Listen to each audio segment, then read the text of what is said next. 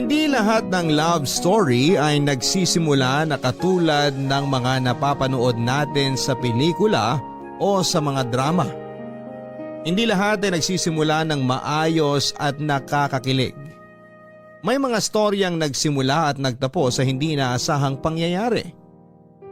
Ikaw, gaano ka unique ang love story mo?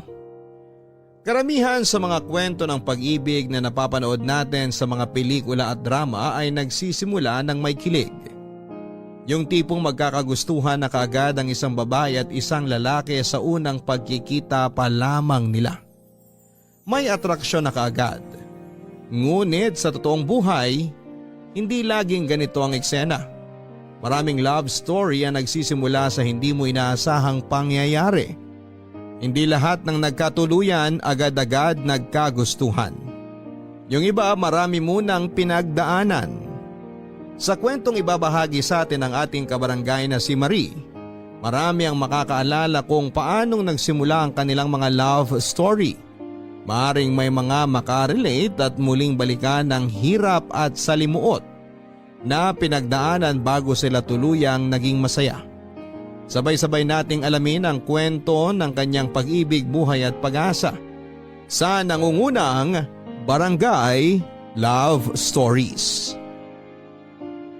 Dear Papa Dudut, kung talagang gusto mo ko ay paghirapan mo ang oo ko.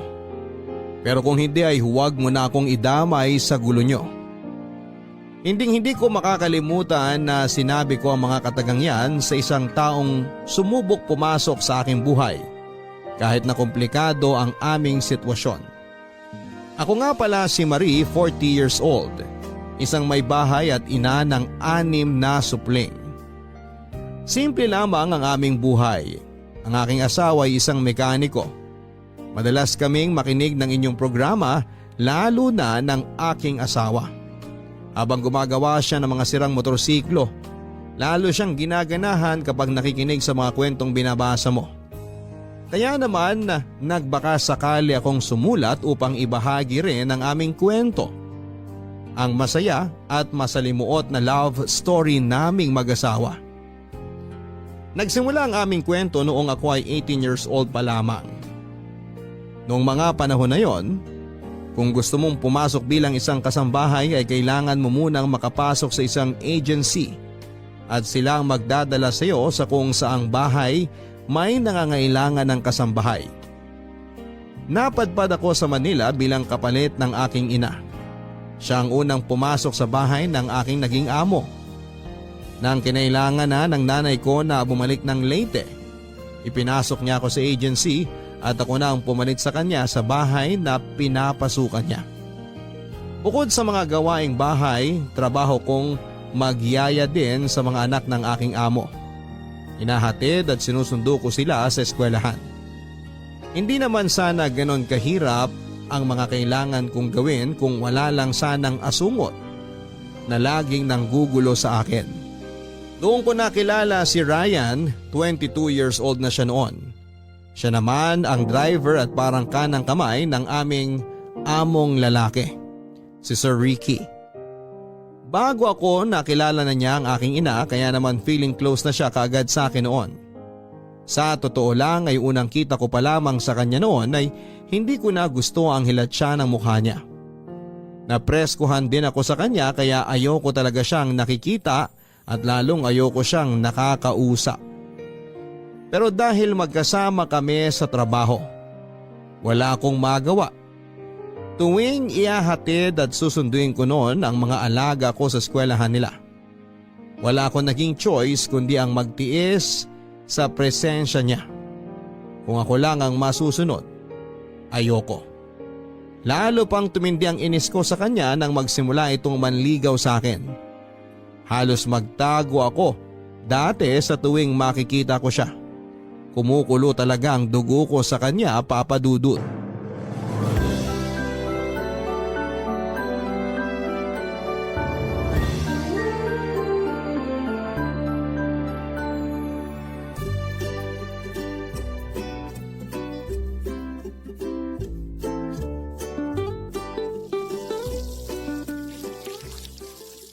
Good morning, Miss Beautiful. Anong kinaganda ng umaga kung mukha mo naman ang nakikita ko? Sungit naman. May dalaw ka ba? Kahit wala akong dalaw, makita pa lang kita, kumukulo na yung dugo ko. Ikaw talaga. Mahal mo na ako, no? Ano ba pinagsasabi mo? Gusto mo bang maligo? Kung sa'yo ko kaya itutok tong hose na pinandidilig ko para tubuan ka naman ng hiya. Grabe.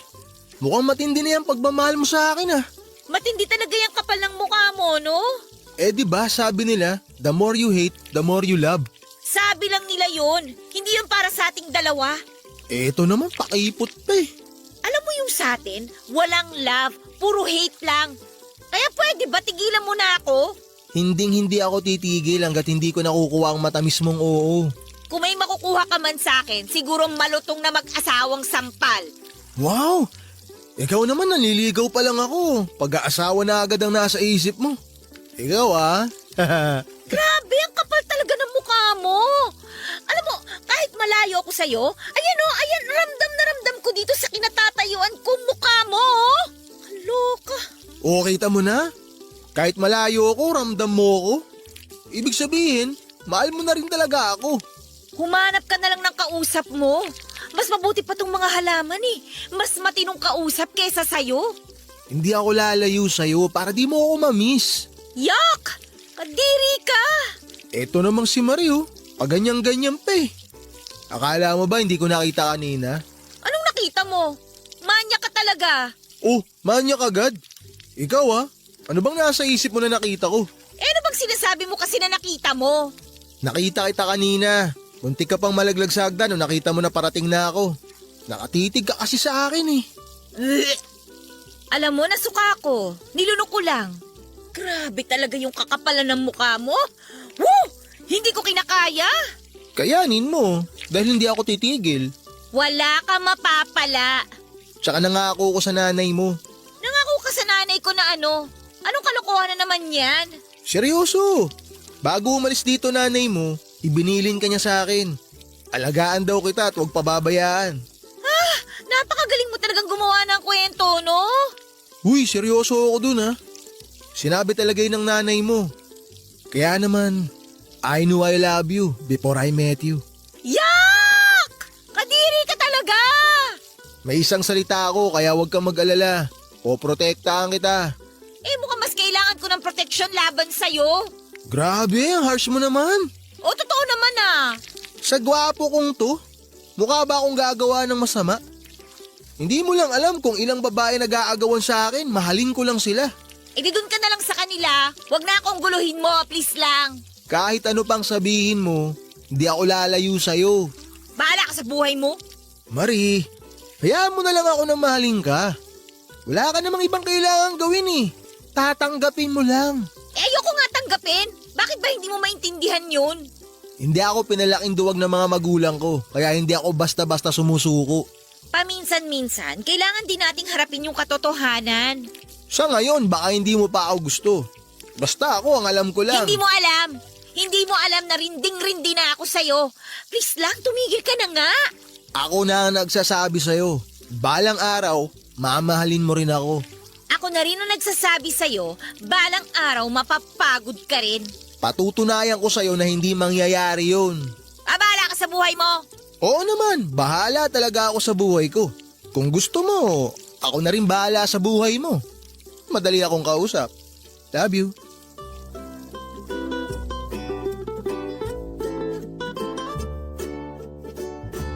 Nang panahon na yon, kung meron man siguro akong kinaiinisan na tao sa mundo, si Ryan na yon. Sobra-sobra talaga ang kapal ng mukha at kapreskuhan niya. Kahit na ilang ulit ko nang sinabing hindi ko siya gusto, hindi niya tinatanggap. Araw-araw niya akong binubwisit noon. Kahit nasaan ako, nakabuntot siya. Kung tutuusin ay may itsura rin naman talaga si Ryan. Medyo matipuno rin ang pangangatawan nito. Kaya nga siguro marami talagang nahuhumaling na babae sa kanya. Pero wala naman akong pakialam. Kahit sino pa ang mahumaling sa kanya ay ayos lang. Mas matutuwa pa ako kung mahuhumaling na lang din siya sa iba. Para naman maging mapayapa na ang buhay ko. Sa sobrang kulit niya ay naapektuhan na ang trabaho naming dalawa. Dahil lagi siyang nakabuntod sa akin, madalas tuloy na hindi siya mahagilap ni Sir Ricky. Wala pa namang ibang gustong empleyado na utusan o pagkatiwalaan si Sir, lalo na sa mga importanteng ganap niya kundi si Ryan lamang. Pero madalas itong sumama sa akin. Naging madalas na rin tuloy na umiinit ang ulo ni Sir. At kapag mainit ang ulo ni Sir dati, nadadamay ang lahat. Kaya naman lalo lang nadagdagan ang inis ko kay Ryan. Hanggang sa dumating na nga ang kinakatakot ko. Sa halip na si Ryan, ako na ang napagbuntungan ng galit ni Sir Ricky. Marie! Marie! Marie! Yes, sir. Ano po yun? Nasaan si Ryan? Hindi ko po alam, sir. Hindi mo alam? Hindi po, sir. Ang sabi sa akin kasama mo. Isinama mo na naman daw. Naku, hindi po, sir. Hindi po kami magkasama. Anak ng tokwa, may importanteng lakad pa naman ako. Saan na naman nagsusuot yun? Gusto niyo po ba hanapin ko? Wag na. Sir, baka po nandyan lang yun. Alam mo kasi, nagmamaang-maangan ka pa eh. Ha? Sir? Akala nyo ba hindi ko halata? Ano po yun, sir? Matagal ko nang napapansin. Hindi lang ako umiimik. Kayong dalawa ni Ryan. Ano kami ni Ryan? Nagliligawan kayo kaya hindi nyo na nagagawa ng maayos ang mga trabaho nyo. Naku! Hindi po, sir, Hindi po ganun yun. Bago ka dumating, napakasipag niyang si Ryan. Lahat ng pinapagawa ko dyan, nagagawa niyang mabuti. Pero simula nang dumating ka, wala na siyang natatrabahong matino. Sir, lagi ko naman po siyang sinasabihan eh. Akala mo ba hindi ko alam? Lagi mo siyang sinasama kahit saan ka magpunta. Kaya hindi na siya makapag-focus sa mga trabaho niya. Hindi ko po siya sinasama, sir. Siya po yung laging bumubuntot sa akin kahit na lagi ko po siyang itinataboy. Akala ko pa naman katulad ka ng nanay mo na masipag magtrabaho. Sir, nagtatrabaho po ako ng mabuti. Sinisipagan ko po talaga ng husto. Sinisipagan? Puro paglalandi nga ang ginagawa mo. Wala naman pong ganyanan, sir. Bakit? Hindi ba totoo? Imbis na gumawa ng mga kailangang gawin, nakikipagligawan ka. Pati si Ryan, nadamay mo pa. Sir, kahit po kanino niyo pa itanong sa mga tao rito, si Ryan po talaga yung nanggugulo sa akin. Siya ho yung sunod na sunod sa akin, sir. Puro ka dahilan. Sumasobra na ho yata kayo, sir. Parang inuhusgahan niyo naman yung pagkatao ko. Aba, sumasagot ka pa? Galit ka ba? Hindi naman ho sa ganon, sir. Pero sana naman po, alamin niyo po muna kung ano yung totoo. Sinasabi mo bang sinungaling ako? Ang akin lang naman ho. Sana wag naman po puro akong nakikita niyong may kasalanan. Kung gusto niyo, si Ryan na lang pong tanungin ninyo. At inuutusan mo pa ako ngayon? Ang hirap niyo naman kausap, sir eh. Parang yung paborito niyong empleyado. At nagbibintang ka pa ngayon na may paborito ako. Totoo naman po, sir eh. Kahit na siya yung mali, siya pa rin yung pinagtatanggol ninyo. Ganon. Pasensya na po kayo, sir. Pero nagsasabi lang naman po ako ng totoo eh. Okay, sige. Magsasabi na rin ako sa'yo ngayon ng totoo. Matagal na kitang gustong sisantihin. Sir, huwag naman pong ganun. Simulan mo na mag-impake ng mga gamit mo. Ibabalik na kita sa agency na pinanggalingan mo. Sir, sorry na po. Huwag niyo naman akong tanggalin sa trabaho, sir. Kanina lang, galing-galing mong sumagot ah. Ano nangyari? Sir, sorry na po talaga. Kailangan ko po itong trabaho na to. Sir! Sige na, iligpit mo na lahat ng gamit mo. Ayaw ko nang makita yung pagmumukha mo pag uwi ko.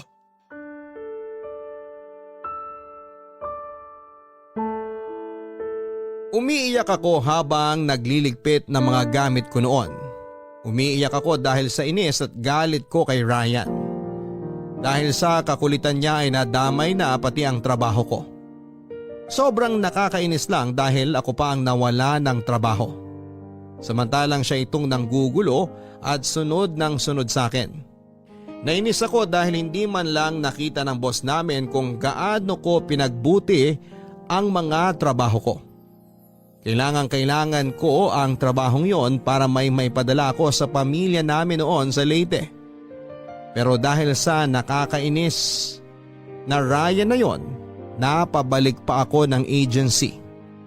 Naiyak patuloy ako lalo hanggang sa natapos akong magligpit ng mga gamit ko. Hirap na hirap akong umalis sa bahay nila Sir Ricky at hindi ko matanggap ang sitwasyon. Wala na ako nagawa kundi ang bumalik na nga sa agency at kumulo talaga ang dugo ko kay Ryan. Kaya kahit papaano ay masaya na rin akong hindi ko na siya makikitang muli. Naiisip ko pa lamang ang makapal niyang pagmumukha ay nanggigigil na ako. Pakiramdam ko noon ay masasampal ko lamang siya kapag nagkita pa kami ulit. Ang hirap na wala akong maipadala noon sa amin. Ang tanging magagawa ko lamang ay maghintay. Ang tanging nagawa ko ay maghintay sa susunod na bahay na pagdadalhan sa akin ng agency. Itinuring ko na lang din yung pansamantalang pahinga. Naisip ko na kapag may naka-assign ng bahay sa akin, kailangan ko nang kumayod ulit ng mabuti. Inabot din papadudot ng halos 1 buwan ang paghihintay ko ng bagong bahay na mapupuntahan ko. At ang rule sa agency kapag wala pang naka-assign sa iyo ay bawal lumabas at gumala-gala kung saan-saan. Madalas ay nasa loob lamang kami ng staff house. Nakakalabas lang kami dati kapag may iniuutos sa amin o kapag may importante kaming bibilhin. Nakakainip din ang maghintay lalo na at wala kang kinikita noon. Buti na lamang habang naghihintay ay sinagot naman ng agency ang tirahan at pagkain namin. Kaya ayos na rin. Hindi ka nga lang po pwedeng sumideline noon. Kailangan talagang maghintay sa bagong papasukan. Yon ang sinabi sa amin. Hindi ko alam na simula pala nang umalis ako kina Sir Ricky ay hinahanap na ako ni Ryan. Walang nakakaalam sa kanila noon kung nasaan ang agency namin. Kaya naman nagpatulong pa ito sa mga kaibigan niya upang magtanong-tanong. Hinanap niya ako dahil hindi niya rin matanggap na pinaalis ako sa trabaho. Nagulat na lamang ako nang minsang inutusan kaming lumabas para bumili ng mga kailangan sa staff house. May lumapit sa akin at nagtanong kung ako ba si Marie. Nung una natakot ako dahil hindi ko naman siya kilala. Pero nang bagitin niya ang pangalan ni Ryan ay kumulo na naman ang dugo ko. Matagal na raw akong hinahanap noon ni Ryan. Nang sabihin niya yon ay nagmadali na akong tumalikod sa kanya.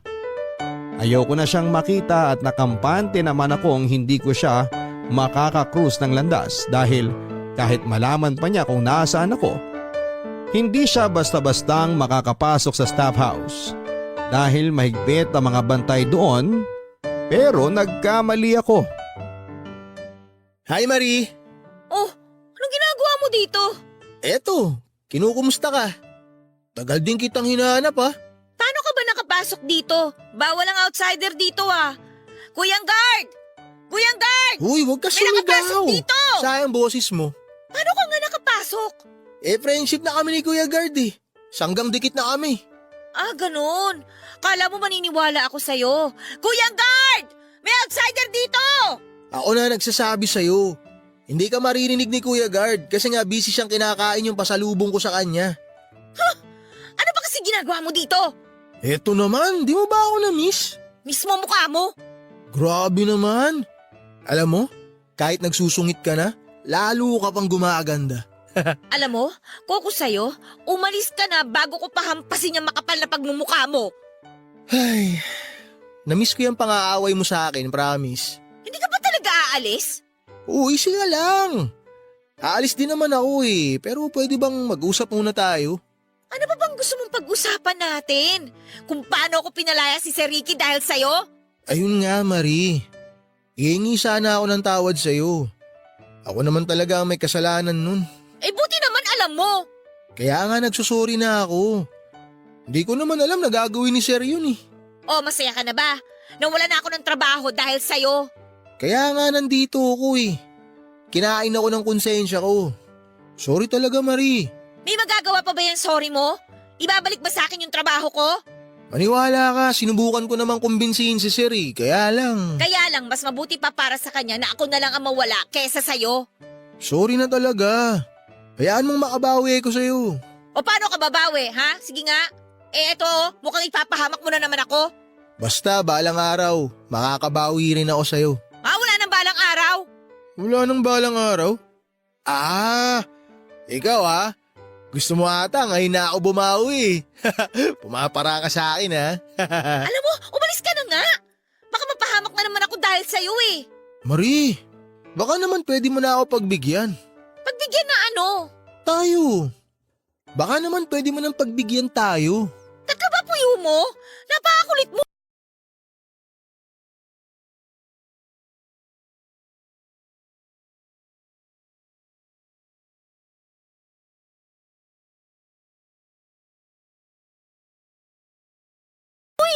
Sabi ko naman sa'yo, di ba?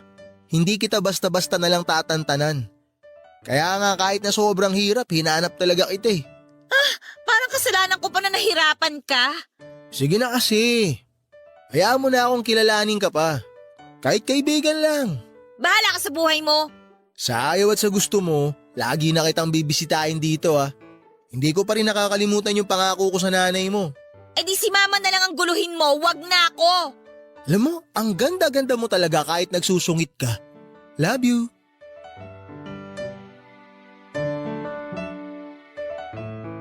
Para akong nakipag-usap sa bato. Kahit na anong sabi ko na tigilan na niya ako ay hindi nakinig si Ryan. Paulit-ulit siyang nagpupunta sa staff house para bisitahin ako at kung ano-anong mga panunuhol ang ginagawa niya sa guard para lamang papasukin siya. Pero hindi nagbago ang nararamdaman ko. Naiinis pa rin ako sa kanya kaya naging masaya ako nang ma-assign na ako sa bago kong amo. Hindi na niya ako mapupuntahan ulit, yon ang naisip ko. Sa wakas ay hindi ko na siya kailangang makita pa at nagdulot yon ng ngiti sa aking mga labi. Nang nagpunta na ako sa bagong bahay na papasukan ko ay may kakaibang pakiramdam sa akin. Nadagdagan pa yon nang kausapin ako ng babaeng papalitan ko sa bahay na yon. Buntis siya at bago umalis ay inabutan niya ako ng pera. Pamasahe ko raw yun kung sakaling gusto ko nang umalis. Yon ang sinabi niya. Kinabahan ako bigla at parang gusto kong umatras noon pero wala na akong magawa. Nandun na ako. Nang makausap ko ang bago kong amo ay naibsan ang kaba ko. Mababait naman sila. Ang problema lang ay laging umalis noon ang mag-asawa dahil mga negosyante. Lagi silang may mga pinupuntahan. Ang madalas na iiwan noon ay yung nag-iisang anak nilang lalaki. Sa kanya hindi naging maganda ang kutob ko. Kapag wala ang mga magulang niya dati, lagi siyang nag-iimbita ng mga kaibigan at nag-iinuman. Nung una ay ayos lang sa akin. Hindi naman ako nito pinapakialaman. Ngunit naging matindi ang takot ko nang pumunta ito sa kwarto ko na lasing na lasing. Mapula pa ang mga mata nito at tinignan ako mula ulo hanggang paa. Nagpunta siya sa kwarto ko para sabihing ipagluto ko sila ng mga kasama niya. Umuo na lamang ako sa kanya pero pag-alis niya. Agad kong niligpit ang mga gamit ko. Hindi talaga maganda ang kutob ko sa sitwasyon na yon. Dahil busy silang nagiinuman noon ay dahan-dahan akong umalis at lumabas na sa bahay na yon. Naalala ko yung naging bilin ng babaeng pinalitan ko. Buti na lamang at may iniwan siya sa aking pera. Kaya naman sa 10 oras ng gabi ay umalis na ako nang hindi alam kung saan pupunta at hindi nagpaalam pa. Ayoko na rin bumalik sa agency noon. Siguradong mapaparusahan ako dahil sa ginawa kong pagtakas. Wala rin talaga akong kakilala sa Maynila noon. Hindi ko rin alam kung bakit pero natagpuan ko na lamang ang sarili ko kung saan nakatira si Ryan. Sino ba na naghahanap sa akin ng ganitong oras? Oh, Marie? Oo, ako to. Nananaginip ba ako? Ikaw ba talaga yan? Gusto mo sampalin kita para magising ka? Oh, kalma lang. Ikaw nga yan. Ang tapang eh. Kainis talaga oh. Bakit pa kasi ako nandito? Bakit nga ba? Okay ka lang ba? Tsaka ba't parang may dala kang bag? Magtatanan na ba tayo? Parang gago naman to eh. Anong magtatanan? Ang dami-dami mong sinabi. Nakakairita ka. Ano nga nangyayari? Teka, tumakas ka ano? Di ba sabi mo, babawi ka sa akin? Babawi? Oh, may amnesia ka na? Nalimutan mo na bang may atraso ka pa sa akin? Ikaw ang dahilan kaya ako nawala ng trabaho. Ang ayos-ayos na sana ng kalagayan ko doon kina si Ricky eh. Oh, relax ka lang. Hindi ko naman nakakalimutan yun. Kasalanan mo to. Muntik pa ako mapahamak dahil sa'yo. Bakit ka nga muntik mapahamak? May nangyari bang masama sa'yo doon sa bahay na pinasukan mo? Anong ginawa nila sa'yo? Wala, pero muntik na. Mga siraulo yung mga yun ah. Anong ang ginawa nila sa'yo? Sabihin mo, re-resbackan ko. Reresbakan mo talaga? Oo naman. Basta para sa'yo lahat babanggain. Lahat gagawin ko. Lahat talaga gagawin mo para sa akin? Oo. Di ba nga hinanap pa O kita? edi, hanapan mo ako ng trabaho. Trabaho? Hindi ka na ba bibigyan ng agency ng bagong bahay na mapapasukan? Ayoko na bumalik doon. Sigurado mapapagalitan ako dahil tumakas ako sa bahay kung saan huli nila akong pinadala. Ah, ganun ba? May mga kakilala ka pa ba rito sa Manila? Gusto mo bang ihatid muna kita sa kanila? Wala akong ibang kakilala dito. Sa kasamaang palad, ikaw lang. Talaga? Wala ka bang ibang kaibigan maliban sa akin? Tingin mo ba pupuntahan kita kung meron? Aba, malay ko ba kung namimiss mo lang ako? Tapos pumaparaan ka lang para makita ako. Ay, ang kapal talaga ng mukha mo. Heto naman, nainit agad ang ulo. Nakakairita ka kasi. Hindi naman sana ako aabot sa ganito kung hindi dahil sa'yo. Nagsorry na nga ako, di ba? May nagawa bang sorry mo? Muntik pa ako mapahamak dun sa bahay na yun. Makakapagpadala ba ako ng pera sa pamilya ko dahil sa sorry mo? Sorry talaga, Marie. Di bale, tutulungan kita. Ano bang trabaho ang gusto mong pasukan? Kahit ano, basta legal. Marie, eto suggestion lang ha. Ayaw mo bang umuwi na lang muna sa inyo sa Leyte? Siguradong namimiss ka na rin ng pamilya mo ron. Ayoko. Ayoko umuwi sa amin ng ganito, no? Anong sasabihin ko sa kanila? Gusto mo samahan kita? Pakilala mo na ako sa kanila. Puro ka naman kalokohan eh. Pwede ba magseryoso ka naman? Seryoso naman ako sa iyo ha. Ikaw lang tong ayaw maniwala eh. Ang kailangan ko ngayon, trabaho. Kaya please lang, kahit na ayoko sana, nakikiusap ako sa'yo na tulungan mo ko. Huwag kang mag-alala. Magpahinga ka muna ngayong gabi. Bukas na bukas din, sasamahan kita sa chewing ko. Sakto, naghahanap sila ng bagong tindera. O tara, pasok ka. Akin na yung bag mo. Nang gabing yon ay doon ako natulog kina Ryan. Kahit na sobrang ayaw ko ay nilunok ko ang pride ko dahil wala naman akong ibang kakilala maliban sa kanya. Kahit papaano ay nakita ko namang mabait din siya. Doon niya ako pinatulog sa kama niya samantalang siya naman ay sa may sahig. Hindi rin ako halos nakatulog at tumakbo sa isip ko ang mga nangyari. Buti na lang at mabilis akong nakapag-isip. Dahil kung hindi ay hindi ko na alam kung anong nangyari sa akin sa bahay na yon. Inisip ko rin yung sinabi ni Ryan, paano nga kaya kung umuwi na lamang ako sa amin? Pero kung umuwi ako roon, wala rin naman akong trabaho na mahanap doon at natakot ako para syempre sa kinabukasan ko. Hindi naman talaga madaling maghanap ng trabaho noon lalo na sa mga katulad kong walang natapos. Hindi ako nakapagtapos ng elementarya dahil mas pinili ko na magtrabaho. Buti na lamang at natuto akong magbasa at magsulat. Naging tulong na rin kapag nag-a-apply ako sa mga pinapasukan ko. Hindi naman mahina ang ulo ko pero sadyang may mga tulad ko na hindi pinalad sa buhay. Kapag patuloy akong pumasok sa eskwelahan, nakadagdag pa ako sa mga gastusin ng mga magulang ko. Pero na nagsimula na ako magtrabaho, mas nakatulong ako. Nadagdagan ang mga pambili namin ng pagkain at pangangailangan sa bahay. Nang gabing yon ay nakatulog ako na desididong makahanap ng bagong trabaho para makapagpadala na akong muli sa aking pamilya.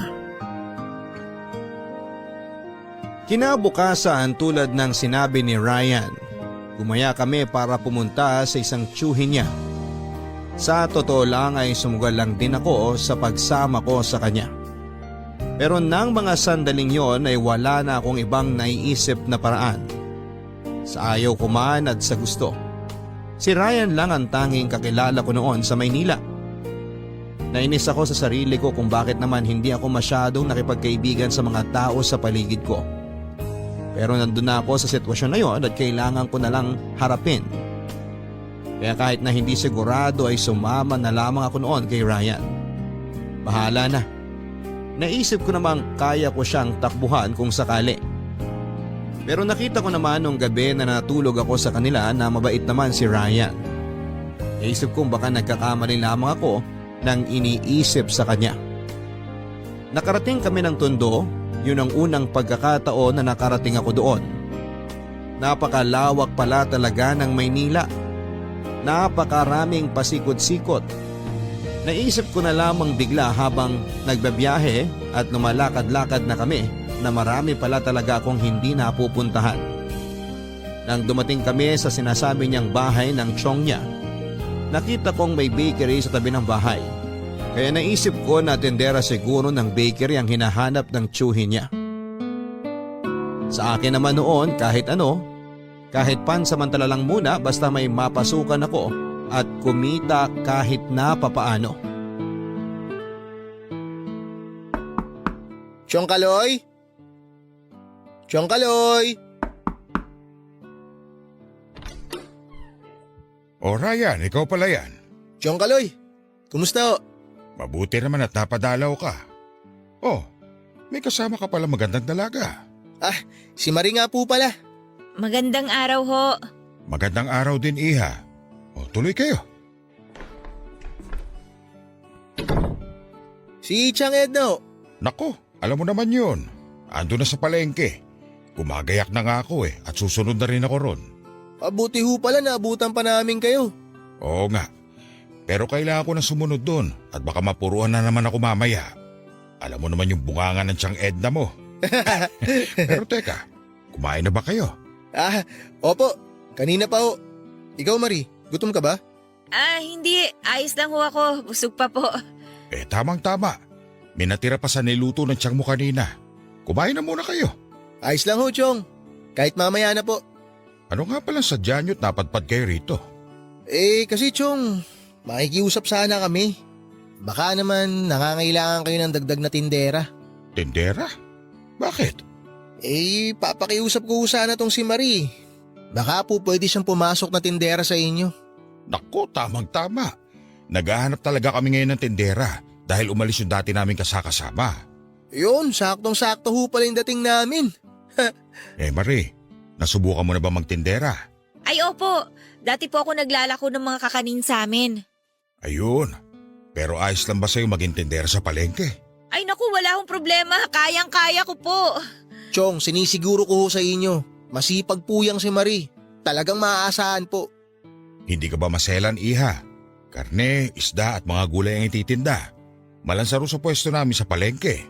Wala pong problema. Sanay na sanay po akong magtrabaho. Mabuti naman pala kung ganon. Maraming salamat po talaga, Chong Kaloy. Mabuti pa, sumama ka na sa akin sa palengke para maipakilala na kita kay Tiyang Edna mo. Chong, may isa pa sana kaming papakiusap sa inyo eh. Babalik ka na ba kagad? Yun ang hindi pwede. Ay, naku, hindi po. Nagbibiro lang ako. Parang seryoso nyo naman kasi masyado. Ano ba yun? Bale, Chong, malayo po kasi yung tinutuluyan ko rito.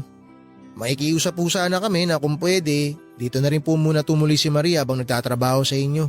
Oo nga po, kahit po ikaltas nyo na lang po sa sweldo ko. Ayun lang ba? Walang problema.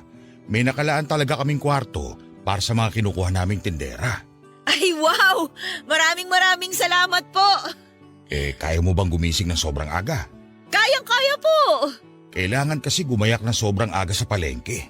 Kaya rin talaga kami naglaan ng kwarto dito para sa mga tindera namin para sabay-sabay kaming pupunta sa palengke at makatipid na rin sa oras. Wala pong problema. Kayang-kaya ko po yun. Mabuti naman kung ganon. Handang-handa ka na pala. Kaya ba may dala ka ng bag? Opo, talaga pong desidido po ako makahanap ng trabaho. Mukhang masipag ka naman at mabait. Opo, Chong, masipag po talaga yan. May kasungitan nga lang. Huwag po kayo maniwala dyan. Hindi naman po talaga ako masungit. Naku, ang mabuti pa. Kumain na muna kayo tapos sabay-sabay na tayo pumunta sa palengke para makilala ka na ni Edna. Kung gusto niyo po, pwede na po ako magsimula ngayon. Mukhang maganda yung naisip mo para hindi na rin ako laging inaaway ni Edna. Teka lang, kanina pa tayo magkakausap pero hindi ko pa pala na itatanong. Magkano-ano ba kayo ni Ryan? Asawa ko ho siya, Chong Kaloy.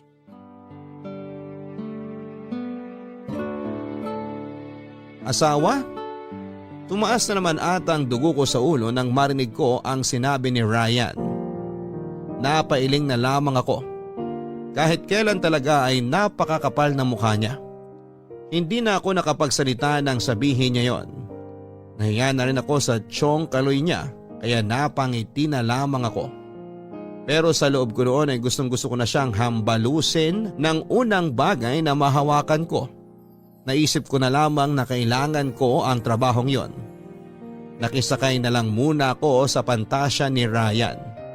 Pero sasabihin ko rin ang totoo sa tiyong at tiyang niya. Noong araw na yon ay nagsimula na ako kaagad ng trabaho sa palengke. Isinama kami ni Chong Kaloy nang pumunta siya. Nagpaalam na rin si Ryan sa kanila nang maihatid niya kami sa palengke. Naging mabait naman ang Chong Kaloy at Tiyang Edna ni Ryan sa akin. At masisipag din sila. Wala silang naging anak kaya naman ibinuhos na lamang nila ang oras sa pagtatrabaho. May 2 pwesto sila noon sa palengke. Isang pwesto para sa mga karne at isda at isang pwesto para sa mga gulay. Napakaaga rin nila kung maghanda noon, mga 3:00 pa lang ng umaga noon ay kailangan ng mag-ayos ng mga paninda. Dahil kahit ganoon pala kaaga, may mga namimili na noon. Wala naman akong naging problema dahil sanay ang katawan ko na kumilos-kilos. Nakasundo ko rin sina Chong Kaloy at Tiyang Edna at kung minsan nga ay parang anak na ang turing nila sa akin na kinatuwa ko naman. Tuwing day off noon ni Ryan, bumibisita siya sa amin. Hindi pa rin ito natigil sa pangungulit at pambobola niya.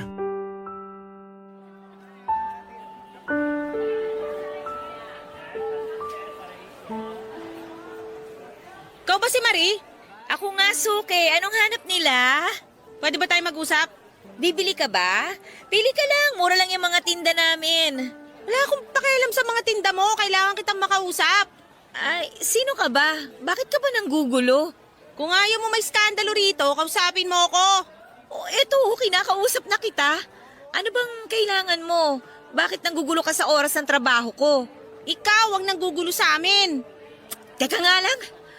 Chong Kaloy, alis lang ako sandali ha. O ano ba yun? Sa palengke ka pala nagtatrabaho? Sino ka ba? Ano bang problema mo? Ako lang naman ang girlfriend ng lalaking nilalandi mo. Nilalandi ko? Sino? Aba, maang-maangang ka pa? Layo mo si Ryan. Si Ryan? Oo, si Ryan. Girlfriend ako ni Ryan. O pakialam ko. So wala kang pakialam kahit na may karelasyon na siya? Wala akong pakialam sa inyong dalawa. Akala mo hindi ko alam na pinupuntahan ka niya lagi rito? Bakit akong sinusugod mo? Hindi ba dapat siya yung kausapin mo? Hindi naman siya pupunta rito kung hindi mo siya pinapapunta. Hoy, hindi ko siya pinapapunta dito ha. Sinungaling ka! Ako pa ang sinungaling? Bakit kasi hindi siyang tanungin mo? Ilang ulit ko na siyang tinataboy. Siya lang naman yung punta ng punta dito. Kala ko naman kung ang itsura mo. Lolokohin lang ako ni Ryan dun pa sa malansa. Sa totoo lang, mas malansa ka pa sa mga isdang tinda namin. Binabalaan kita ha. Layuan mo na si Ryan. Alam mo, wag mo sa akin sabihin yan. Kung gusto mo, itali mo sa bewang mo yung boyfriend mo nang hindi makawala. Ikaw ba talaga matapang ha? Totoo pala talaga yung sinasabi nila. Kung sino pa ang kabit, siya pa ang malakas ang loob. Uulitin ko lang ha, hindi ako kabet. Kahit kailan hindi ko pinatulan si Ryan. At isa pa, hindi ko nga alam na may girlfriend pala siya eh.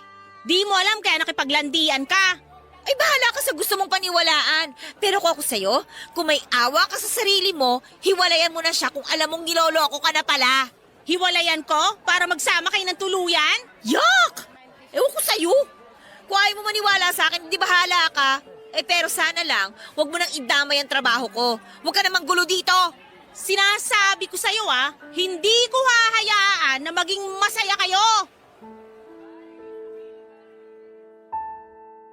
Muli ay nakaramdam na naman ako ng matinding inis at galit kay Ryan. Simula nang makilala ko siya, ay lagi na lang akong inaaway noon ng kung sino-sino. Ang gusto ko lang naman sana makapagtrabaho ng maayos at kumita ng perang maipadadala ko sa pamilya ko. Nahiya ako kina Chong Kaloy at Chang Edna sa nangyari. Pero dahil mababait sila, hindi naman ako napagalitan. Naintindihan nila ang sitwasyon dahil din sa nangyari, nalaman nila ang totoo na hindi naman talaga kami mag-asawa ni Ryan. Ipinaliwanag ko sa kanila kung ano talaga ang nangyari. Nang malaman nila ang totoo ay hinayaan pa rin nila akong magpatuloy sa pagtatrabaho sa kanila bilang tindera. Pero aaminin ko, Papa Dudut, kahit na ayoko, naapektuhan ako sa sinabi ng babaeng nagpakilalang girlfriend ni Ryan. Hindi ko alam kung nasaktan ba ako o nainis lang ako dahil hindi ko alam na may girlfriend pala siya. Nung bago kasi mangyari yung pagkumpronta sa akin nung girlfriend ni Ryan, kahit papaano ay humupa na ang inis ko sa kanya. Nagpapasalamat din naman ako sa kanya dahil kaya ako may trabaho ay dahil sa kanya. Nang mga nakaraang araw na bumisita siya, naging magkaibigan na kami paunti-unti. Pero nang sugurin ako ng babae niya, ayoko na naman siyang makita. Hindi ko rin talaga maintindihan noon kung ano ba talaga ang nararamdaman ko. Lalo pa akong nainis dahil pakaramdam ko tuloy, pinaglaruan niya lamang ang damdamin ko. Ilang buwan din ang nakalipas at nagpatuloy pa rin akong nagtrabaho bilang tendera sa palengke kasama nila Chong Kaloy at Chang Edna. Hindi na ako binalikan ulit ng babae ni Ryan. Simula rin kasi nang sugurin ako ng babaeng yun ay hindi na ako nakipag-usap kay Ryan. Kahit lagi siyang bumibisita noon ay hindi ko siya hinaharap. Ayoko nang madamay pa sa kahit na anong gulo na may kinalaman sa kanya. At dahil nga sa hindi ko naman siya kinakausap pa ay huminto na lamang din siyang bumisita sa akin. Pero aaminin ko na may kaunting pagkadismaya akong naramdaman kapag alam kong day off niya noon at hindi siya dumarating. Nahirapan man akong aminin sa sarili ko, pero ang totoo, may tuwa at lungkot sa akin at naging masaya ako dahil alam kong sa wakas, payapa na ang buhay noong tinigilan na niya ako. Pero nakaramdam din ako ng lungkot dahil na-miss ko ang kakulitan ni Ryan. Nung hindi ko na siya nakikita, doon ko napagtanto na paunti-unti pala ay nahuhulog na ako sa kanya. Pero nagpasalamat ako na habang maaga pa, habang hindi pa ganon kalalim ang nararamdaman ko ay tumigil na siya. Yon ang inakala ko. Isang araw ay muling dumating si Ryan. Muling nagparamdam. Ayoko pa rin kausapin siya noon, kaya si Chong Kaloy na ang humarap sa kanya. Ayaw ka talagang kausapin eh. Ganon ho ba? Sige ho, Chong. Balik na lang ho ako. Teka lang Ryan, baka gusto mo muna magkape bago umalis. Hindi na ho. Ayos lang po ako. Pero gusto sana kita kausapin sandali. May sasabihin ho ba kayo, Chong? May mga itatanong lang naman ako sa'yo. Sige ho. Ano po ba yung itatanong nyo? Ano ba talaga ang intensyon mo kay Marie? Chong, mahal ko po talaga si Marie. Pero bakit kasi nagsinungaling ka? Una sa amin, sinabi mo sa amin ng tiyang mo na asawa mo siya. Pangalawa kay Marie, nanligaw ka sa kanya may girlfriend ka na pala. Una po sa lahat, gusto ko po munang humingi ng tawad sa inyo ni Chang Edna. Nagsinungaling po ako. Naisip ko lang ho kasi noong mga oras na yun na baka mas tanggapin niyo si Marie kung sasabihin ko na asawa ko siya eh. At doon naman po sa babae na sumugod kay Marie na nagpanggap na girlfriend ko, hindi po totoo yun. Bakit galit na sumugod kay Marie? Ayun nga ho, Chong. Hindi ko rin alam kung bakit naisip niya na girlfriend ko pa siya. Hindi naman po talaga. Sino ba yun? Ang totoo po, Chong Kaloy, naging girlfriend ko po siya noon. Nabuntis ko siya pero nakunan po. Matapos po niya makunan, di nagtagal, naghiwalay na rin kami. Matagal-tagal na rin po kaming hiwalay. Pero nitong nakaraan, nakikipagbalikan siya. Pero ayaw mo na. Ganun nga po, Chong. Dapat nilinaw mo sa kanya na ayaw mo na. Chong, ilang beses ko na pong nilinaw yun sa kanya na wala talaga kaming pag-asang magkabalikan. Pero makulit po talaga eh. Hindi mo rin naman masisisi si Marie kung ayaw niya nang humarap sa'yo pagkatapos na nangyari. Alam ko naman ho yun. Pero Chong, seryoso po talaga ako kay Marie. Pinagsabihan ko na rin po si Mirna. Nilinaw ko po sa kanya na wala talagang pwedeng mamagitan sa amin. Tsaka dapat tumigil na siya. Kaya sigurado po ako na hindi naguguluhin ni Mirna si Marie. Dapat lang. Mabait na bata si Marie. Masipag at talagang maalaga lalo na sa pamilya niya. Kaya kung sasaktan mo siya, magagalit din ako sa iyo, Ryan. Chong, aaminin ko po. Noon talagang may pagkaloko-loko ako. Marami rin po ako naging babae. Pero simula po nung makilala ko si Marie, nagbago na ako. Anong plano mo ngayon? Hindi po ako susuko. Kaya nga po patuloy ako nagsisikap para makita niya na totoo po yung nararamdaman ko para sa kanya. Dahil pamangkin at mahal kita, payong lalaki sa lalaki lang. Kung talagang mahal mo si Marie, patunayan mo sa kanya. Kung talagang desidido ka sa kanya, huwag kang mapagod. Kaya ho ba naging kayo ni Chang Edna? Kasi hindi kayo napagod? Oo, hindi ko talaga siya tinigilan hanggat hindi niya ako sinasagot. Ang tagal kong hinintay ang oo niya kaya naman talagang iningatan ko. Sa inyo ho pala ako nagmana ng kakulitan eh. Basta Ryan, botong-boto rin naman kami kay Marie para sa'yo. Pero kung sasaktan mo lang siya, huwag mo na siyang guluhin. Hindi ho, Chong. Seryoso po talaga ako kay Marie. Siya na po yung babaeng gusto kong makasama habang buhay. Kung talagang seryoso ka, kailangan mo paghirapan ang oo niya. Huwag kayong mag-alala, Chong Kaloy. Handa po akong mahirapan. Siguraduhin mo lang. Dahil kami talaga ng Chang Edna mo ang unang magagalit sa'yo. Parang anak na rin namin si Marie.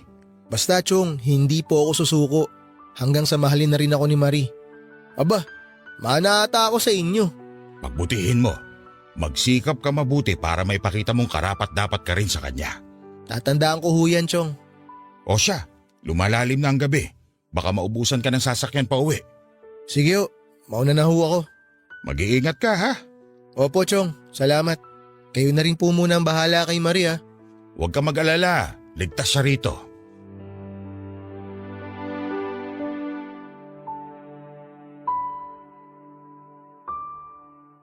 Narinig ko ang buong usapan nila Chong Kaloy at Ryan. Narinig ko ang lahat dahil nasa kabilang kwarto lamang ako. Hindi ko alam kung ano ang dapat kong maramdaman sa mga napakinggan ko. Dapat ba akong matuwa, malungkot o kung anuman? Naguluhan ako pero habang tumatagal, nakaramdam na rin ako ng takot. Takot na baka nga nahuhulog na ako ng tuluyan kay Ryan at ayoko lang aminin noon dahil natatakot akong masaktan. Buong buhay ko ay wala akong ibang iniisip kundi ang pamilya ko lamang. Nasanay ako nag-aalala at nag-aalaga ng aking pamilya at tanging sa kanila ko na lamang pinaikot ang mundo ko. Hindi ako nasanay na may nag-aalala at gustong mag-alaga sa akin. Kaya siguro nung narinig ko ang mga sinabi ni Ryan, nakaramdam ako ng ginhawa na may halong kilig. Naisip ko na ganun ba ang pakiramdam na may nagmamahal sa'yo. Ilang araw din ang lumipas na hindi nagparamdam si Ryan. Hindi ko alam, Papa Dudut, kung binigyan niya lamang ako ng panahon na mag-isip-isip. Pero nagpatuloy ang buhay ko. Nagpatuloy ako sa pagtatrabaho kina Chong Kaloy at Chang Edna sa palengke. At para hindi ko maisip noon si Ryan ay pinilit kong maging abala. At habang tumatagal na hindi nagpaparamdam si Ryan, nagkaroon din ng takot sa puso ko na baka hindi ko na siya makitang muli. Paano kung napagod na siya at sumuko na ng tuluyan? Naisip ko na paano kung tulad din siya ng ibang mga lalaki na magaling lang sa salita? Marami pang tanong sa isipan ko noon pero nasagot ang lahat ng iyon ng isang araw ay muli siyang nagpakita sa akin. Mabuti naman, kinausap mo na ako. Pwede namang hindi. Eto naman, mainit agad ang ulo. Di ka pa rin nagbabago. Ikaw din naman. Pogi pa rin, di ba? Walang kupas. Huwag kang mag-alala. Ikaw rin naman eh. Maganda ka pa rin sa paningin ko. Ano bang kailangan mo? Marami pa akong gagawin. Okay lang na medyo magtagal tayo. Ipinagpaalam kita kina Chong Kaloy at Chang Edna. Sabihin mo na kung may sasabihin ka. Kailangan ko nang bumalik sa pwesto at maraming tao ngayon. Hindi mo man lang ba ako kukumustahin? Ang tagal nating hindi nagkita. Ay, kailangan pa ba? Mukhang maayos ka naman ah. Ikaw ba? Kumusta ka na? Maayos naman ako. Mas payapa na ang buhay ko nung hindi mo na ako ginugulo. Hindi mo ba na-miss yung panggugulo ko sa'yo? Hindi. Ano ba kasi talagang ginagawa mo dito? Baka hanapin ka na naman sa akin ng girlfriend mo ha? Hindi ba nabanggit ni Chong Kalu yung tungkol doon? Hindi ko naman talaga girlfriend yun eh. Eh kung totoo man yung sinasabi mo, hindi yun alam ng babae. Nilinaw ko na sa kanya ang lahat. Kaya hindi ka naguguluhin ulit nun. Mabuti naman kung ganun. Ayoko ng gulo. Marie, wala ba talaga akong pag-asa sa'yo? Ano bang inaasahan mong sagot ko sa'yo? Yung totoo. Ni minsan ba wala kang naramdaman para sa akin? Kahit katiting lang? Hindi ko rin alam. Anong hindi mo rin alam? Ewan ko. Hindi mo ba talaga alam o ayaw mo lang harapin yung totoong nararamdaman mo? Alam mo, simula nung makilala kita, naging magulo na ang buhay ko. Lahat na lang ng gulo na sangkutan ko na. Hindi ko naman sinasadya na madamay ka sa mga gulong yun eh. Ang gusto ko lang naman sana makita mo na seryoso ako sa'yo. Eh tuwing nakakasama nga kita, lagi may nakasunod na gulo sa akin. Kaya wala talaga akong pag-asa. Hindi ko na rin alam, Ryan. Hindi lang buhay kong ginugulo mo eh. Pati damdamin ko magulo na rin dahil sa'yo. Bakit kasi hindi mo harapin yung totoong nararamdaman mo para sa akin? Bakit hindi mo matanggap na gusto mo na rin ako? Paano ka naman nakakasiguro na gusto na kita? Nakikita ko yun sa mga mata mo. Hindi ba mas madali kung magiging totoo ka na lang sa sarili mo? Dahil natatakot ako. Natatakot akong masaktan. Natatakot akong magkamali. Natatakot akong aminin na gusto na nga kita. Wala naman akong planong saktan ka eh. Sa totoo lang, ang gusto ko lang talaga sa lahat, makita kang masaya. O paano ako makakasiguro na hindi mo ako sasaktan? Aaminin ko, dati talaga loko-loko ako. Pero simula nang makilala kita, ginusto ko nang magbago. Bakit ako? Eh, ang dami-dami mo namang kilalang babae eh. Bakit ako? Dahil iba ka. Hindi ko rin maipaliwanag eh. Ang alam ko lang, gusto kong makita na lagi ka nakangiti. Kahit nga nagsusungit ka eh, gusto ko pa rin marinig boses mo. Sigurado ka ba sa akin? Ngayon lang ako naging ganito kasigurado sa buhay ko. Alam ko lang na ikaw ang babaeng gusto ko na makasama habang buhay. Kapag umuo ko sa'yo, wala nang atrasan ha? Talagang wala nang atrasan to. Alam ko, hindi lang tayo pinagtagpo. Tinadhana rin tayong magsama. Paano kung hindi? Kahit na hindi, gagawa ako ng paraan. Kahit tadhana pa ang kailangan kong kalabanin, gagawin ko. Makasama lang kita. Ano ba tong ginagawa mo sa akin? Bakit ba parang nagkakaroon ako ng pag-asang magiging masaya tayong dalawa? Dahil posible naman talaga. Kailangan mo lang akong pagbigyan na patunayan lahat sa'yo. Hindi ko namang ginusto to eh. Parang isang araw nagising na lang ako na hinahanap kita. Ibig bang sabihin yan? Mahal mo na rin ako? Hindi ko nga alam. Huwag mo nang pigilan ang nararamdaman mo, Marie. Akong bahala sa'yo. Sana ganun lang kadali yun. Please naman oh. Hayaan mo lang ako na mahalin ka. Hayaan mo lang ako na patunayan sa'yo na seryoso talaga ako sa'yo. Kahit na ayokong mangyari yon ay bumigay pa rin ako noon sa matatamis na salita ni Ryan. Marami mang naging takot sa puso ko. Binigyan ko na lang ng laya ang sarili ko na mahalin siya. Nakita ko kung gaano kasaya si Ryan nang sagutin ko siya, Papa Dudut. Hindi man ako sigurado dati. Masarap din naman pala sa pakiramdam ang maging totoo sa sarili at sa totoong nararamdaman mo. Hindi ko na rin alam kung kailan nagsimula yon. Siguro ay nagkatotoo sa amin yung the more you hate, the more you love. Hindi ko na rin kasi alam kung kailan nagsimulang maging pag-ibig ang mga inis ko sa kanya noon. Noong araw na yon ay opisyal na kaming naging magkasintahan. Kung meron mang pinakanatuwa na nagkatuluyan kami, yon ay sina Chong Kaloy at Chang Edna. Nagpasya kami ni Ryan na magsama na kaya nagpakasal kami sa huwes. Kinuha namin sina Chong Kaloy at Chang Edna na ninong at ninang. Sa ngayon ay may 6 na supling na kami. Simple lamang ang buhay na meron kami pero masaya. Hindi ako nagsisisi na pinagbigyan ko si Ryan na patunayan ang pag-ibig niya. Hanggang ngayon, kahit na 6 na ang anak namin, parang nanliligaw pa rin siya. Hindi naman naiiwasan ang mga away at tampuhan kung minsan. Pero sa pagtatapos ng araw, mahal pa rin namin ang isa't isa. Maraming salamat po sa pagbasa ng aking liham at sana po ay natuwa po kayo sa aming love story. Ang inyong kabarangay forever, Marie. Sabi nga nila ang bawat love story ay unique. Hindi lahat ay tulad ng mga nasa pelikula o nasa mga drama. May mga kwento ng pag-ibig na nangyayari nang hindi inaasahan. Kung minsan po ay masaya, minsan din ay malungkot.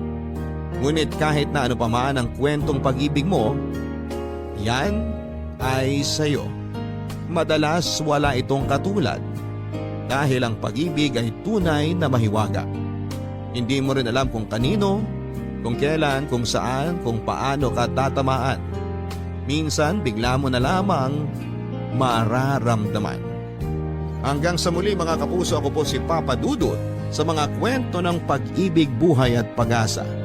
Sa Barangay Love Stories number 1. Mga kwento ng pag-ibig, kwento ng pag-asa at mga kwento ng buhay dito sa Barangay Love Stories.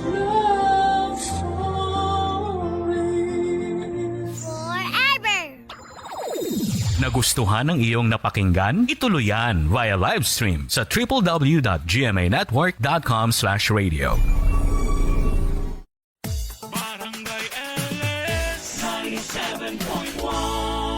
Forever! Mga kwento ng pag-ibig, kwento ng pag-asa at mga kwento ng buhay dito sa Barangay Love Stories.